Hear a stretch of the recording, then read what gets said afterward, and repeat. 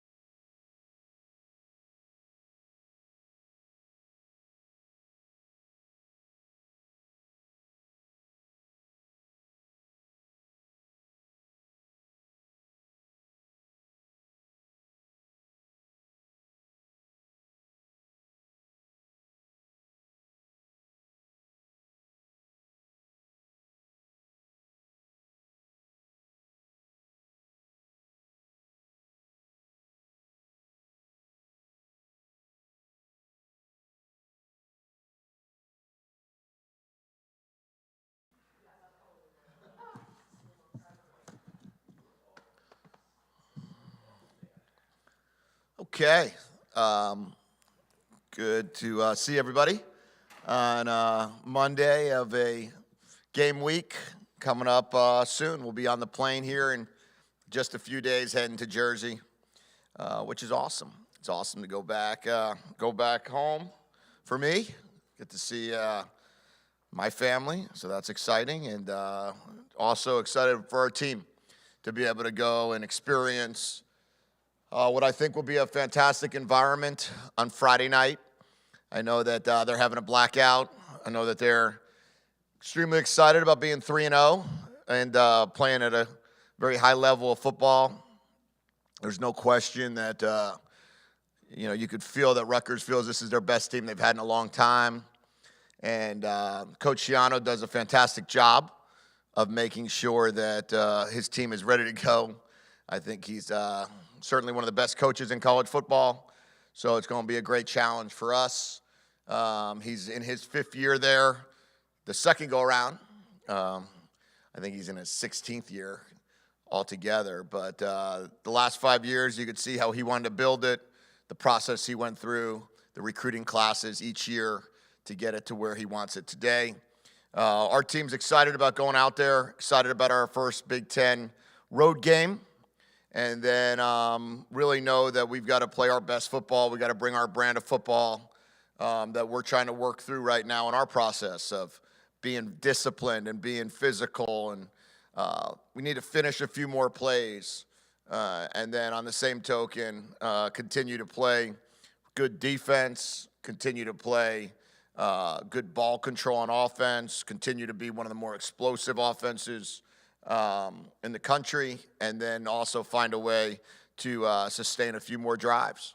So definitely excited about this opportunity on Friday evening, but also know we've got a lot of work to do between now and then. How much family do you still have out there, and is there a chance for a team dinner at somebody's house on Friday night? Well, we can't have a team dinner because we'll wind up we get in a little bit later on Thursday night, but I think we have about 50 people coming to the game with family and friends and friends' kids and all of that. So high school coaches, and so it should be fun.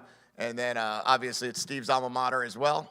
So there's a lot of tie there, but for the most part, it's just about bringing our Washington team over to New Jersey and then seeing how well we can play there. Do you have a history with Greg Schiano at all? I've known Greg for a very long time. I've gotten to know him through the years at different places, but never worked with him.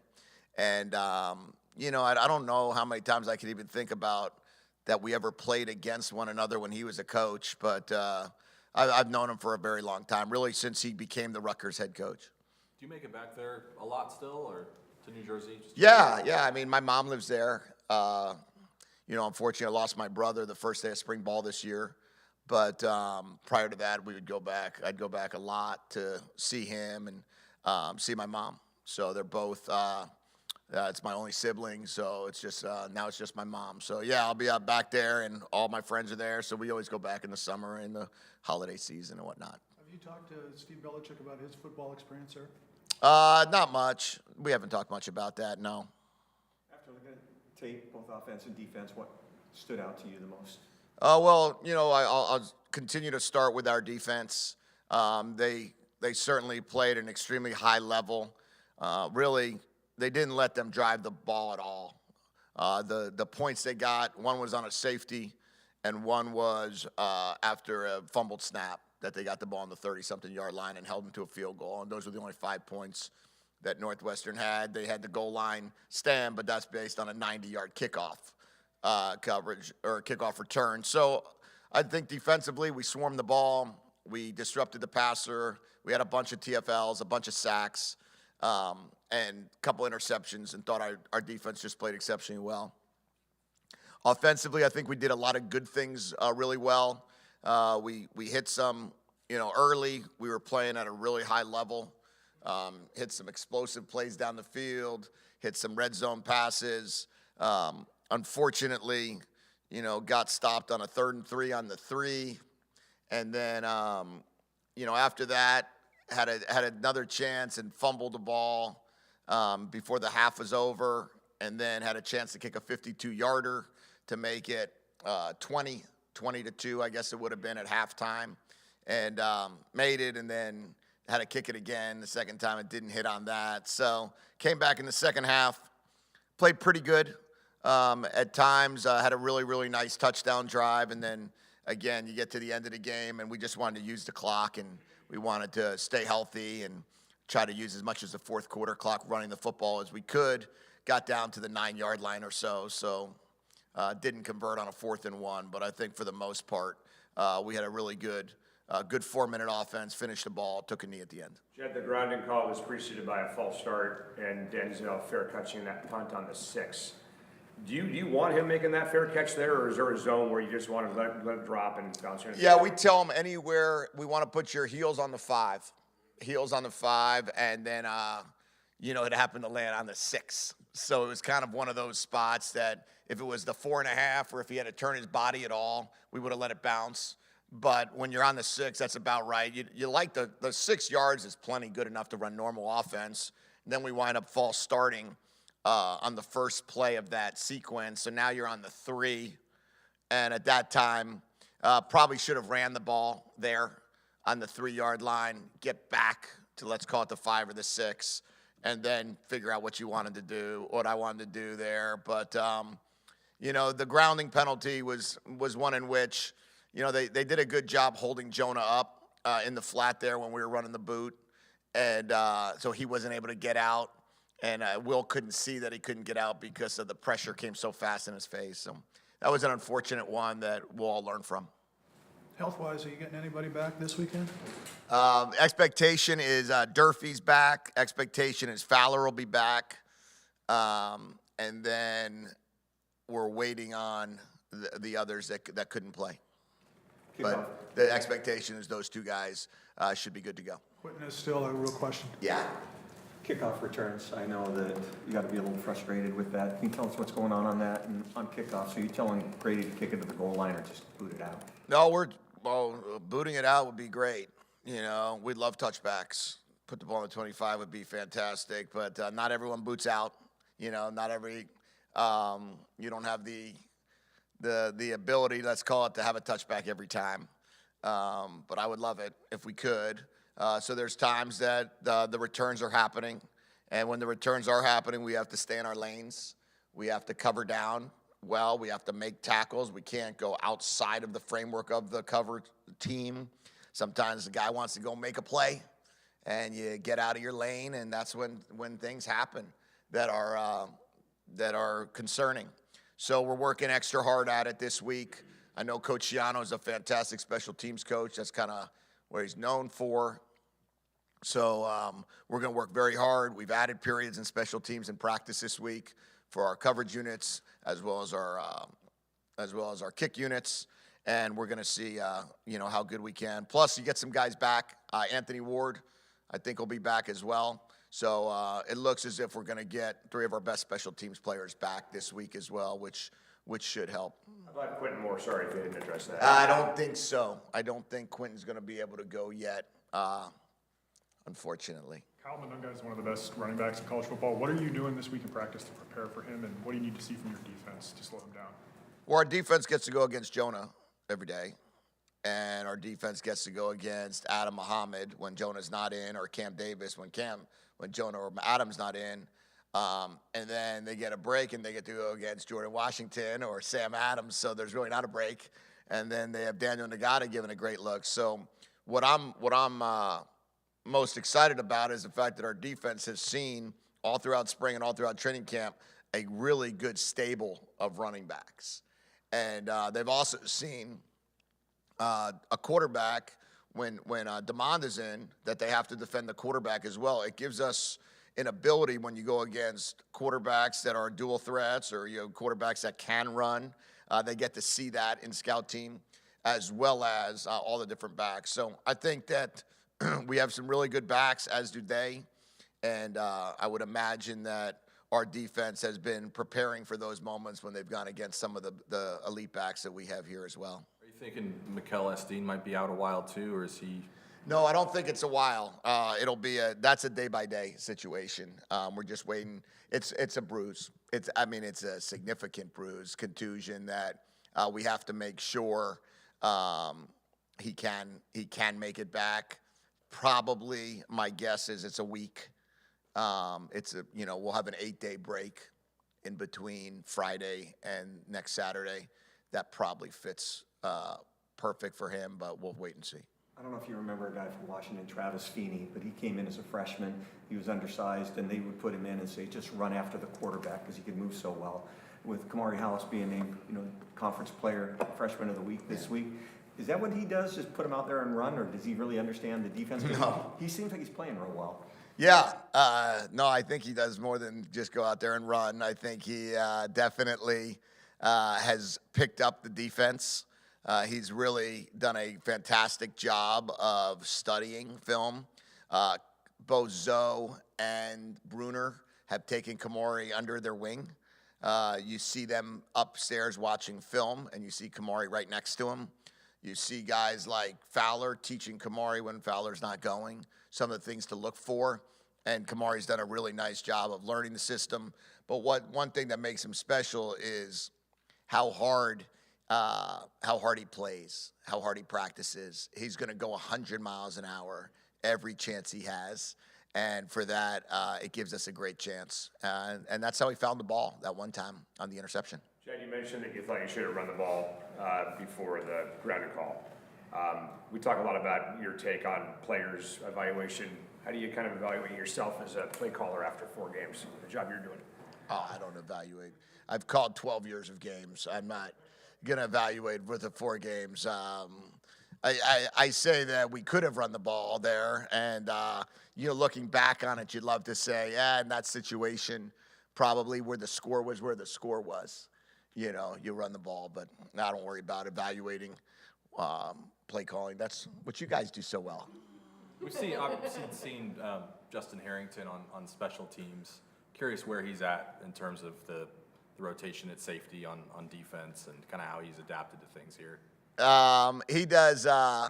He's done a nice job. He's done great things on special teams. He's extremely athletic. He's worked his way into the rotation, both at a little bit of a linebacker dime position for us, as well as that third safety position when we go into some 3 safety sets or 3 safety defense. He's done well. We've been very fortunate. Mikel's was playing really well before he got a little banged up. Cam Fab is playing extremely well. Cam Broussard is playing really well. So I think our safety room has looked real good at this point. Vince Holmes has come in as a redshirt freshman and made some big impacts as well. So it's nice to see the amount of guys that are making impacts. And as we continue to go through the process of finding different players for different areas to do different things, we're going to continue to play some young guys, some older guys, and see what it all looks like as we're building the program. Coach, you guys start class this week, and then you travel, and it's a night game. There's a lot of extra kind of things maybe going on this week. How have you addressed that with your team to make sure that they've got everything squared? Yeah, the most important thing we can do is stay focused on school when it's time for school, stay focused on football when it's time for football, stay focused on recovery when it's time for recovery. I think that all of it said and done is that they have to compartmentalize. And when you're a student athlete and you're at a school like University of Washington, which is one of the top 10 public institutions in the country, you're going to have an academic requirement that is significant. And it's really important for our players to understand that they've chosen to come here for both a degree at Washington as well as to have athletic success. To do that, you're going to have to sacrifice some other things outside of football and academics, and that's the point of emphasis that we make with them.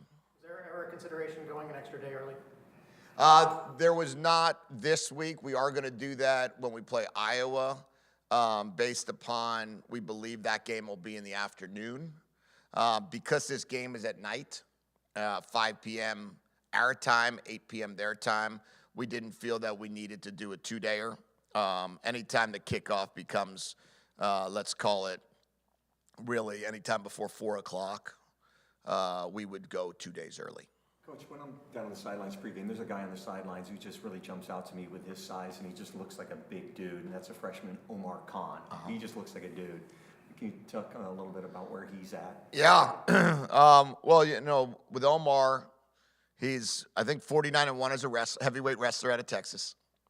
So he's big, he's strong, he likes contact. He's done a really nice job with the service team right now, helping our offense get better as a defensive lineman, interior defensive lineman. He's competing really well with some of the older guys in the defensive line, but you've got Javon Parker and Jacob Bandez. You've got Seabass playing at a high level. You got Alenius Davis playing at a good level.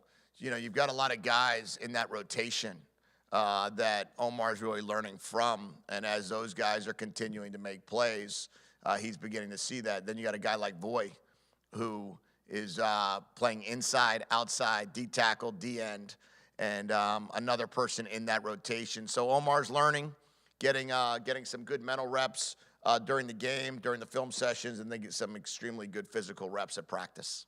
Speaking of Voy, he's somebody who's just been really impactful, especially in this last game. Just how much has he had with that flexibility and the athleticism that he brings? He's added a ton. I believe he had 1 sack, 4 pressures on the quarterback, 3 tackles this past game. He's continues to do a lot of things in disruption. He's kind of like a defensive disruptor. He gets on the field and he's disrupting the timing of the quarterback. He gets on the field, he disrupts some of the zone blocking schemes because he's quicker than most defensive linemen at his position. We're able to move him inside at 3 technique. We're able to play him outside at 6 technique. We're able to do different things with him that gives him some freedoms. We were able to drop him and spy the quarterback. So when you have a guy with that kind of flexibility, it gives you a lot of opportunity. Jordan Shaw has made a lot of great plays this year. He's also had some penalties. What have you see from him, with regard to that, and how has he been developing as a true sophomore? Jordan Shaw, right? That's what you said, yeah? Yeah, so Jordan's a redshirt freshman. He came here from, let's call it Arizona via Indiana, or Indiana via Arizona, however you want to look at it. So we only had him for about a month at Arizona. He's doing great. He's doing great. He's making some he's making some decisions that have cost a DPI this past week, a defensive holding the week before, that we've got to work through. And as we're continuing this process of building this program with a lot of guys that are in our first year together, or in their first year together, and a lot of them in their first year of playing big-time football, those mistakes are going to come. We're not playing with the oldest team in college football. We're playing with one of the younger ones. And when you play with a bunch of guys that are from different spots and different areas, there's going to be some mistakes that are growing pains that we're working through in a new offensive system, a new defensive system, new special team system, and all new players. The process of Jordan Shaw improving has been great. And I think over these next 3 years, we're going to see a really, really, really good DB. Is Max McCurry going to be available this week? Yes. The expectation is that he's full go at practice tomorrow. What was your take on the way he played before he got hurt? Max? Yeah. Well, the first third down, he got maybe beat inside on an inside pass rush move. After that, settled down, played well, put us in position. I think we ran the ball for 150 yards against the number 6 rushing defense in the country. That was a good football team, and they've won 7 of the last 8 games they played. They were 8-5 last year, the Big Ten Coach of the Year, and I think that Max did a nice job of handling a very stout defensive front, the best in his first ever start in big-time football. And last year, I think he was blocking some guys in junior college, and this year he was lining up against a defense that was one of the better defenses in the Big Ten last year. So proud of Max and proud of everything he's gone through. Did he start at junior college and then go back to JC after Maryland, and then now he's back with you guys? You know why he went back to JC? Yeah, it was a personal situation to help take care of his mom. So that was the closest junior college to his mom, and his mom had some medical issues that he was there to take care of her. I know you addressed this a little bit after the game, but since watching the film and looking at practice, the snapping situation with Will and the fumbles and... Yeah, we got to get better at it. We got to keep working at it. We got to keep working through the process of, the center quarterback exchange is one of the most critical part of an offensive snap. So we had a drop snap against Washington State in the Apple Cup on a 3rd and 7 on the 22. We had a fumbled snap this past week that resulted in Northwestern getting the ball. We had another fumbled snap that resulted in us falling on it for a 6-yard loss. And we had a bobbled snap that ended up with a 15-yard scramble, but it still concerns me. So we'll continue to work through it. It's been 2 different centers, different quarterback, Will with both centers, I should say. So we're going to continue to work through it, and hopefully this week will be a little bit better than last. Is the issue the different centers, or is it just a different generation of quarterbacks that don't grow up under center? I don't know the issue there. I think that I think that it's not that big of an issue right now. We got to just make sure that we continue to improve in that area, and probably these are some growing pains that occur when you're asking guys to do a lot of things that are new. I don't know how many times at Portland State they were, taking the snaps under center. Or I don't know how many times that Landon Hatchett was lining up against, Washington State and snapping the ball. And I don't know, altogether who's to blame. I know we just have to get it fixed and get it better. One more thing? Yeah, real quick. Yeah. You mentioned that Michigan might be a good target date for Ryan Otten and Kevin Green. Are they still on track to make that? I'd be surprised if either of those guys make Michigan. I would hope that Quentin Moore and Mikkel and I would say those guys have a great shot at that, though. Thank you. Okay, thank you.